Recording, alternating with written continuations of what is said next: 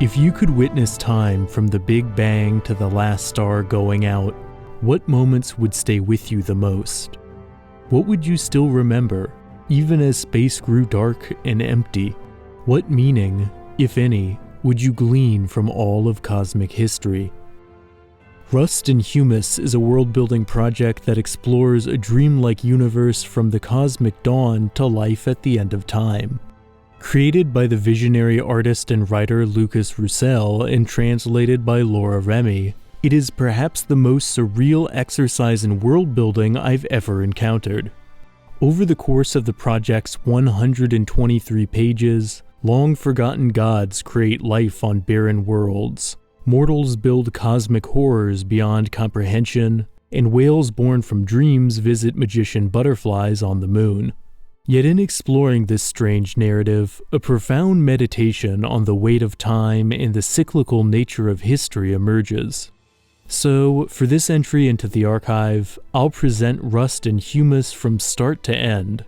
And since nothing can prepare you for what lies within, I feel we should just get started. At the dawn of time, an immense tree dances silently to the rhythm of the cosmic winds. Its roots begin in the dark oceans that cover a planet called Earth, though not the Earth we know, and its trunk stretches up to the vastness of space. Fed by the light and warmth of the sun, the branches of the tree shine in the infinite darkness for an age longer than you or I could fathom. Until, after eons, the tree collapses under its own weight, its skeleton becoming a second satellite orbiting the Earth alongside the moon. The tree leaves behind its base, which forms the only terrestrial continent in the unwavering ocean. At the time of the tree, space is populated with cosmic wanderers who roam from planet to planet. Described as vestiges of forgotten civilizations or long-lost gods, these mysterious beings can manipulate dream magic to kindle anew the flames of old stars, sculpt the oceans, and give rise to the wind. When the tree breaks, the moon is a deserted satellite of pebbles and stones. There, the cosmic wanderers, bored and brimming with power, set out to build an orchard. Using dreams, they create wide seas and lush vegetation, filling the air with the fragrance of flowers and sweet fruits. By the time these wanderers depart, the moon is a garden, where vegetation rapidly grows wild. The wanderers leave behind a guardian, the oracle. Weary of observing the silent stars and growth of plants, the oracle trains stones how to move according to the course of the sun, and teaches dust the secret of reason. For eons, the oracle and their creations are the only intelligent life on this green moon. Yet time pushes ever forward, and several species that had been evolving since the Selenic waters first flowed establish coastal cities and occupy the scattered isles of the moon. The humanoid Alid, a seafaring people with Bronze Age analogs, build one of the first civilizations in this age of the dawn. Using great ships, the Alid explore as they spread to the far reaches of the moon. At this time, sea life like the Great Scylla, alongside the smaller yellow squid and swimming seaweed, provide food for many civilizations. The centaur-like folk are the era's other largest society, conducting commerce in their dirigibles and building marbled cities that proudly soar high into the sky. A group of astronomers and explorers, they chart the stars and trade with the Alid. For generations, the moon prospers, and civilizations grow and thrive in relative peace. But this age of tranquility doesn't last. Abruptly, the sun cools down, and the lunar climate becomes colder and less predictable. In this era of uncertainty, beings known as shapeshifters come down from the mountains to take advantage of the ongoing agitation. Made of dust, the shapeshifters can take the form of whatever they may choose. With their ability to change shape, they infiltrate the isle's inhabitants, taking on the form of livestock or trusted advisors. They manipulate and curse to settle their individual quarrels and satisfy their appetites. And so, an age of suspicion and distrust begins. During this period, from beyond the sea, dragons, beings made of metal and fire, invade the Isles to flee the cold weather and raise countless cities in their blind hate. In the face of so many catastrophes, civilizations crumble one after another, leaving behind nothing but ruins. The green moon turns white, covered in snow and shrouded in perpetual silence. No cities remain on the moon. The few lifeforms who still wander its perpetually snow-covered surface are the moths, beings who document things of the past. Created by the now elderly Oracle, the moths are faithful historians and scribes, immortalizing the civilizations that rose and fell upon the moon's surface, although there are none left but themselves to read them. And thus, the tale of the moon comes to a close on a note of quiet, lingering melancholy. Yet as the final shroud of snow covers the moon, in the black ocean of Earth, life is just beginning. A host of primordial archaeo animals lurk among the reef, achieving a menagerie of strange forms, and growing steadily larger. From these humble roots, a story will play out upon the face of the Earth on a scale that will far exceed the drama of the moon. In the blink of a cosmic eye, the archaeo animals have given rise to great and terrible leviathans. Like the monsters that lurk in the corners of archaic maps, these aggressive lifeforms clash in constant battles for dominance. Yet among these mindless brutes, the intelligent and deeply social titans have emerged. Made of identical clones, the titans share a unified mind and collectively dream of leaving the somber depths of the ocean, but find themselves unable to do so. Gathering together, from their collective dreamscape, the Titans are able to give shape to the Giants, beings endowed with the ability to carry out the Titans' dreams in their stead. The first Giants are great whales fated to explore the sky. The second are starry Giants who will roam the planet's surface. Finally, the black Gautlals stride over the gloomy oceanic floor, taking the place of the Titans in the depths. For the Titans are not long for this world. Exhausted by their great task, after birthing the Giants from their shared dream, the Titans finally rest. But the Giants fulfill the dream of their creators, with the starry Giants emerging from the sea and venturing onto the continent formed by the tree long ago, and the great whales exploring the sky, soaring through the heavens like a flock of great birds. Finding the land all but barren, they decide to use their power to transmute the few plants and dying bugs into vast forests inhabited by enormous insects. Largest among these are the greater earthworms, who help bring fertility to the primordial forest. Once their work is accomplished, the Giants blend with the forest, settling among the roots, allowing their bodies to dissolve into the vegetation. Within these forests, the giant insects reach new levels of size and complexity.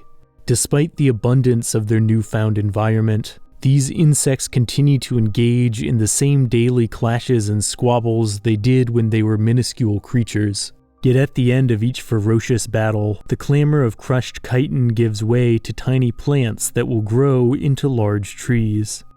One peaceful group of insects, butterflies known as the Maj, will gain a higher intelligence and learn the ways of magic. Using their power, they will leave Earth and traverse the universe. Some will eventually stop upon the moon, visiting the ancient snow-covered ruins and interacting with great whales who flew too high during their egress from the oceans. Back on Earth, as the forest spreads, a new type of vegetation appears. In order to spread seeds more effectively, some plants acquire mobility. Some of these plant animals take on predatory behaviors, hunting for insects in the underbrush. And perhaps even more noteworthy, in other parts of the forest, true animals have emerged in the form of early proto-mammals. The descendants of the fish that left the dark waters to take advantage of the newly abundant food supply of the forest, these miscellaneous wild beasts will grow to populate all corners of the continent. The sole continent on this planet is already a land with a long and mind-bending history, yet the story of this land, now called Uhia, is about to become far stranger.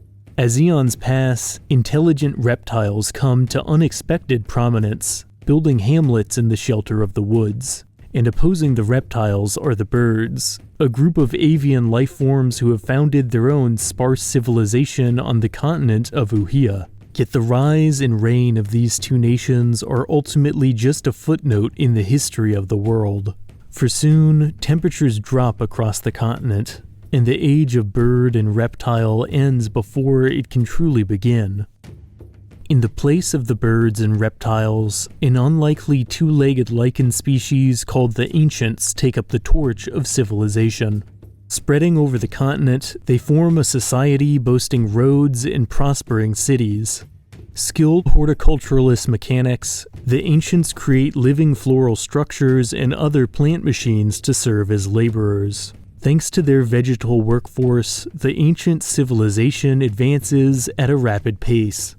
As technology improves, the largest plant machines are capable of harnessing incredible cosmic power. Fabrication machines able to bring to materiality things from the beyond become commonplace, and in time, the ancients use these machines to create something wholly unexpected. Humans, created by the fabricator machines as a new workforce, enter the story at last.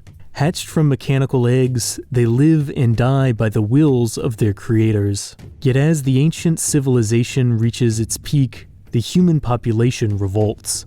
The ensuing war is long and terrible, remembered in ancient glyphs and tablets. Despite their greater strength and better tools, the ancients, non-violent by nature, failed to react quickly enough to stop the human rebellion. In the inferno of war, the ancient civilization is all but erased.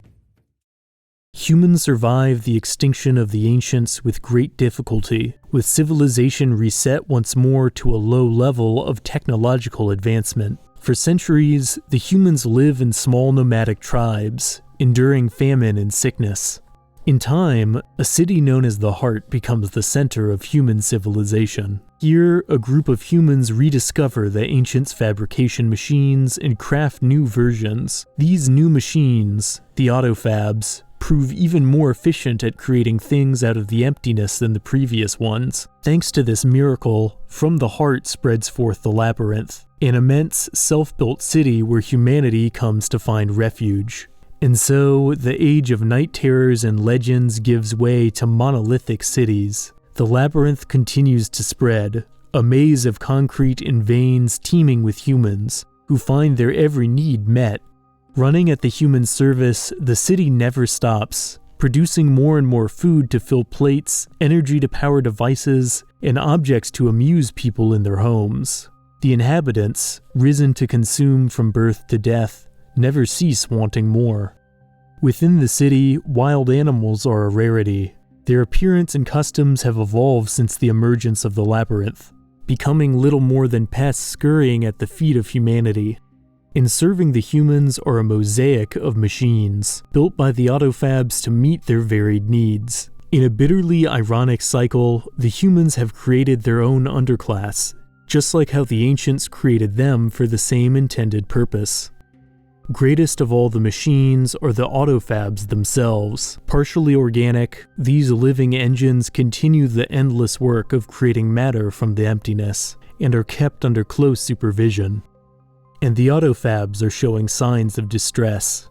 Outgrown buildings, containing disfigured corridors and melted staircases, are becoming increasingly common. Made of living tissue, these early deviations are dismissed as anomalies. Yet other shapes are forming in the labyrinth. Anguished faces appear in the walls, and shambling, human-like shapes stumble from the concrete.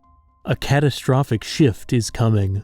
The autofabs develop a mysterious sickness, and strip districts of power and food. The machines, likewise, cease functioning one after another. Chaos breaks out across the city as the labyrinth begins to consume itself. The machine's scream of agony, known as the Cry, sweeps across the city, causing walls to fall apart and districts to crumble. Human civilization has come to an end.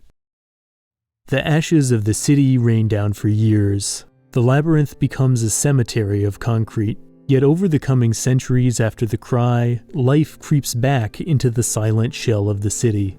Small groups of human survivors live separated, scraping together a living in darkness, harvesting mushrooms that proliferate among the ruins.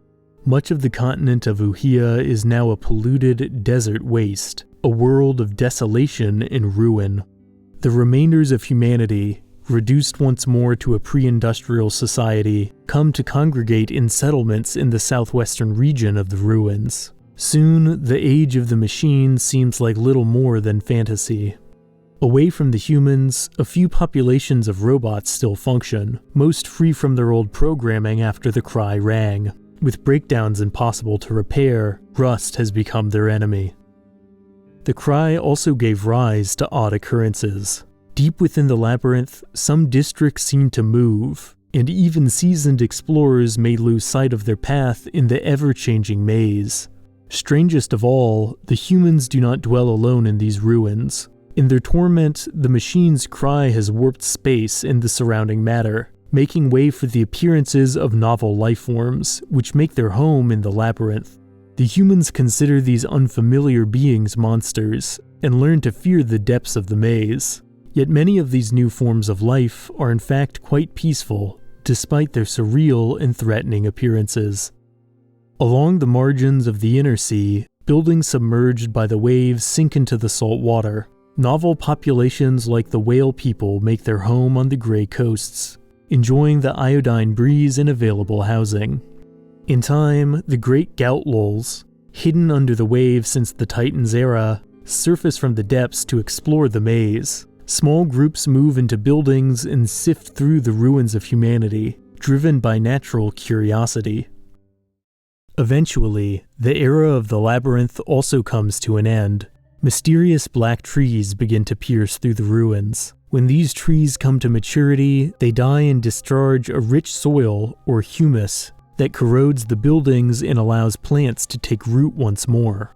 Once a sufficient number of black trees die, the labyrinth gives way to a vast forest. The forest gradually engulfs the continent, and all creatures who fail to adapt disappear. No humans remain by this point, and the monsters of the maze begin new lives treading the green corridors of the forest. Underneath the canopy, they live carefully so not to incur the silent wrath of the trees. For this forest, simply called the Humus, is actually a single being. Interconnected by a web of roots, all trees and plants of the humus are governed by a single intelligence.